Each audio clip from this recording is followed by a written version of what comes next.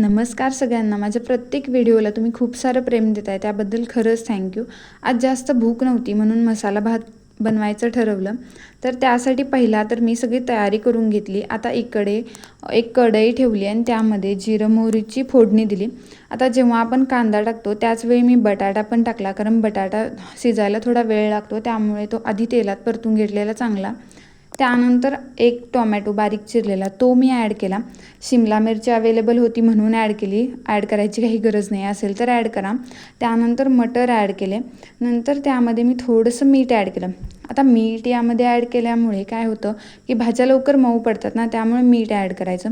आता त्यामध्ये आपले जे काही बेसिक मसाले आहेत, धना जिरा पावडर, थोडीशी हळद आणि लाल तिखट चवीनुसार तेवढं मी ॲड करून घेतलं आणि याला व्यवस्थित असं मिक्स करून घेतलं.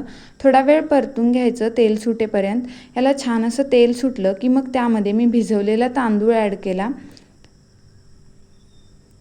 हा तांदूळसुद्धा मी त्यामध्ये मस्त एकजीव करून घेतला आणि त्यानंतर थोडंसं कोमट पाणी ॲड केलं, जेवढं आवश्यक होतं तेवढं.